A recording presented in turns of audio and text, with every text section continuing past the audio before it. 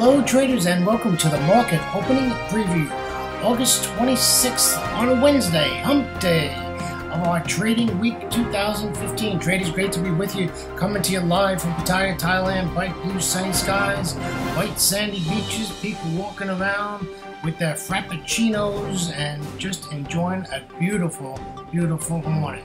It is just after 9 a.m. Thailand time, and that should be 10 p.m. Eastern Standard Time. Traders, this is brought to you through FXCL Excellence in Trading. Traders, got some news and commentary to talk to you about. We've got 6 currency pairs to look at, some trade plans. So before we get started, let me introduce myself to you. My name is William Gilday, and I am your moderator for the market opening preview series every single trading day before the London Open. I will tell you that I do record this in the Asia session. Traders, I started trading in the year 2006. In 2008, I retired from a wonderful 27-year career as a firefighter paramedic out of the great state of Florida. Traders, 9 days later, was on the Big Bird, came to Thailand for a 3-month holiday. Well, it's 8 years later and I'm still here. And trading Forex every day, quite a lot of hours. I love doing what I do, and that's why I do it. So, my object is, of course, to look for opportunities, looking at fundamentals and technicals on charts and candlestick formations. So the probabilities are on my side to be successful in my trades. And that takes time to develop that. And no, I do not win every trade I take. I lost a big one on Friday. The old market got me on Friday. Yeah, well, what are you going to say? It happens. But, you know, if you have good money management skills, it shouldn't be a big thing. It's just like wiping dust off the top of your computer, right? It shouldn't be a big deal. All right, let's get the legal stuff out of the way. Let's get started.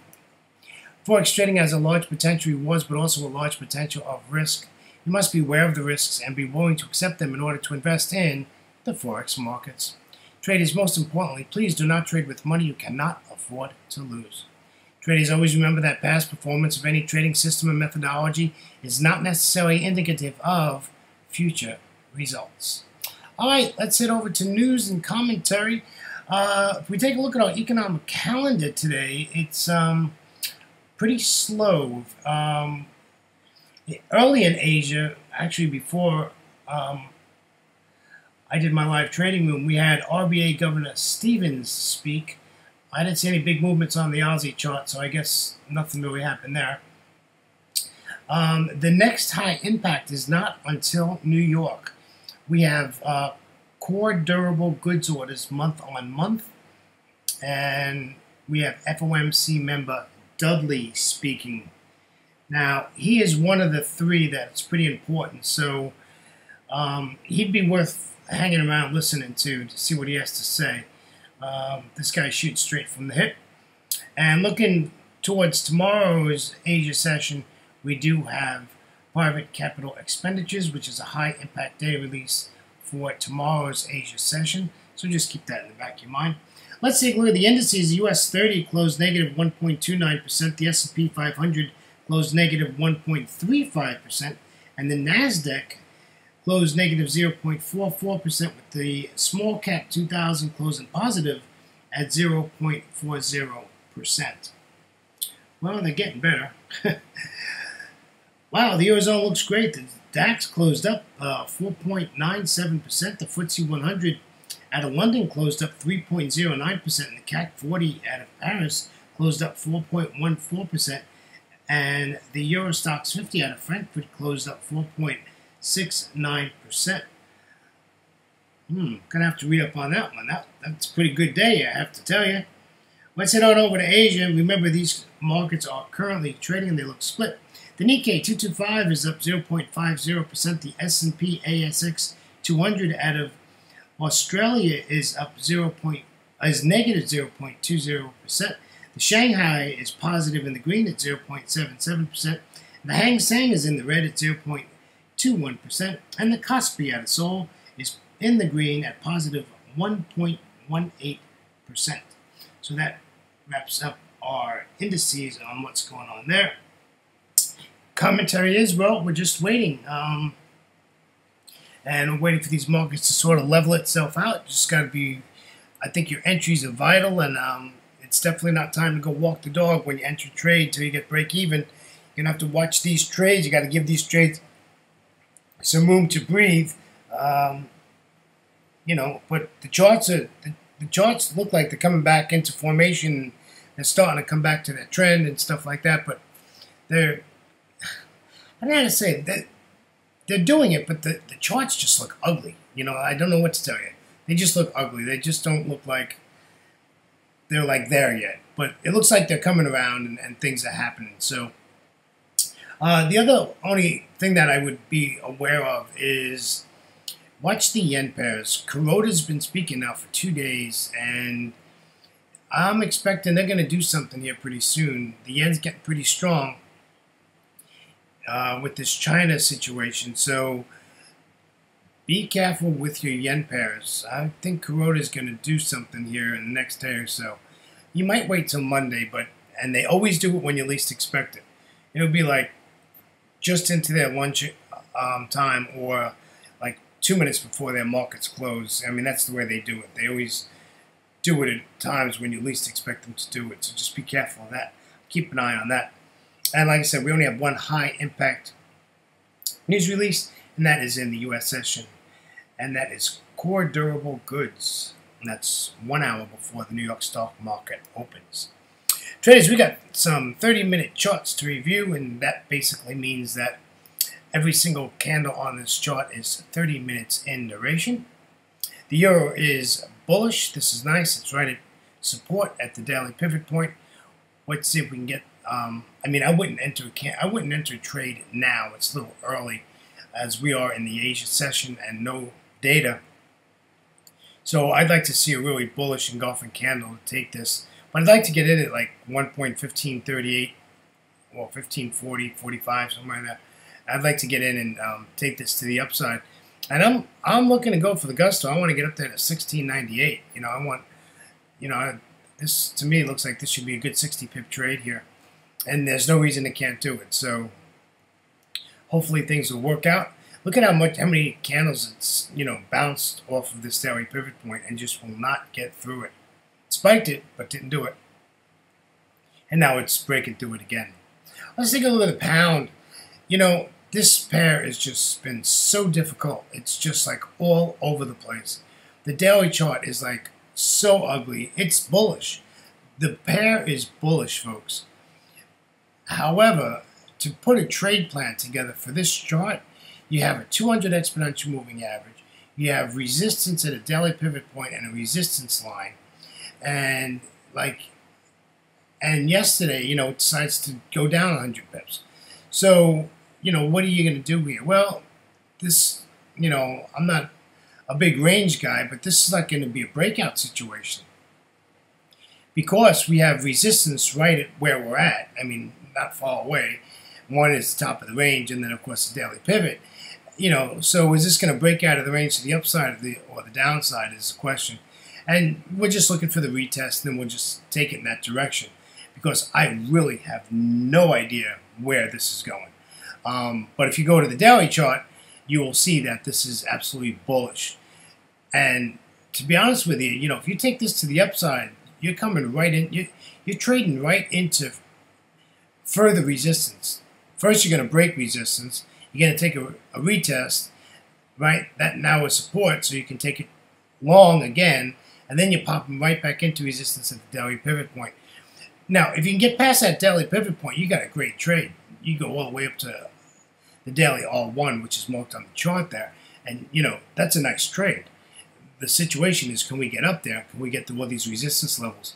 This is going to be a battle, or it's going to drop below that 56.69 area, and we'll just sell it down to the S1 at 56.35. So that's what we're looking at there. So that's a 35 pip trade to the downside if it breaks this range. And as usual, we're sitting in the middle of it. Take a look at the Aussie. The Aussie's doing really well. Gave us a nice trade yesterday. However, you had to have your stop pretty out there because if you take a look at that big candle with that big blue wick on there, yeah, your entry was after that. So it was a little tricky getting into this yesterday. But if your stop was far enough away and you didn't get stopped out, and if you did get stopped out, there's no reason you should have just gotten right back into it and taken this to the downside. So today's trade, we're just looking for this to pull back up to the daily pivot point at the 50% Fibonacci level at about 71.68. And we're going to take it down to the S1 pivot at 70.82. Now, we're probably going to get a bounce at this 23.6 pivot at 71.32. So just realize that that yellow line there is a support line, and we might get a bounce there. So just be prepared for that you're going to get a bounce there. So don't be moving your stop like too quick, because this might bounce back up to the daily pivot and then continue the downside. But no fears, the Aussie dollar is bearish, folks. Absolutely bearish. Let's take a look at the Euro Aussie. Euro Aussie, this pair is another pair that just does wonders when it's in its mode. So we're bullish, right? We're pretty close to support here. We're at the 618 at support. Right underneath it, you got the daily pivot point. So we want to take this to the long side. And I like where the 200 exponential moving average is pretty far away from price, which is good for us in this specific trade. And we want to take this up to the R3 at 64.71. So, you know, we're looking at like a 60 pip trade here if this works out. Getting in it's going to be the issue. You know, it wouldn't bother me if this came all the way down to the 38.2 pivot and we took it up from there. That'd be fine. You know, I don't care how far down it comes as long as it, you know, doesn't, you know, even the 23.6 would be all right, and then take it back up. However, that takes hours to happen, and, you know, with no data, I don't think that's going to happen today. So, well, we have data, but it's just late in the New York session or in Asia. So, you know, we got like 13 hours before, well, we got 12 hours before this data is going to be released. So, yeah, it's quite a ways away. So hopefully we get this trade moving, and we can get in this thing and make some pips. Let's take a look at the euro yen. Euro yen is bearish. It's been doing its thing. It is, you know, stair step into the downside, but it's really ugly. I have to be honest with you, these spikes and stuff. So we're at resistance now. It's tried to break this daily pivot point like 5 times. And it can't break through it. It keeps spiking through it, but can't break through it. So I'm expecting this to dump. And the problem is we're at the 137.00 price level, and you know what happens there. It bounces. So we need to get below 136.90, and I would take it down to 136.45. And, you know, that to me just looks like a reasonable trade plan. If this breaks the daily pivot, you're just going to have to do a totally new analysis, because, you know, there's nothing anywhere that says that this is bullish. So, you know, it's a question, do you want to counter trend trade it? Now, just to give you an idea, you can counter trend trade this and look for that R1. What really interests me would be that 200 exponential moving average, which is the green line on the chart. Let's take a look at another one of my pairs that I like to really trade, and that's the New Zealand dollar. It's been, you know, it's moving, but those candles are pretty whippy, aren't they? But again, here we are. We're below the daily pivot. It's attempted more than 5 times to get through it. It can't get through it. Closed one time above it and then just came right back down. So, you know, like 64.60, we'll just take this down and take it all the way down to the daily S2. And you're probably saying, well, William, why did you take it? Why are you taking it to the support 2 pivot? Because the S2 is known as a reversal pivot point, and that's why I took it. And you're probably going to get a bounce at S1 anyhow. So just be prepared for that. That's why I put that little star there. So you realize that that is going to be a bounce there. You're going to get a bounce there. But we'd love to get down to that S2. And if you look left to the chart, if we can break this, this is really a pretty nice swing to the downside. There's not a lot of Forex junk that we got to fight through. So this might be a really nice trade. Really keep an eye on this one. If this sets up, this can really be sweet. Traders, on behalf of myself, William Gilday, and our great friends at FXCL Excellence in Trading, thank you for joining me on a Hump Day, Wednesday, August 26, 2015. Traders, enjoy your trading day, and always remember to trade smart and not hard. Traders, if you would come visit our site at fxclearing.com for your trading solutions. It's a great platform. Go check it out. Lots of opportunities. Demo accounts if you want a demo account. See how, if you're new to trading. Just a lot of stuff there for you. So please go check that out. Traders, well, till tomorrow, have a great trading day. And like I said, trade smart and not hard. Take care, traders. Catch you next time. Bye-bye.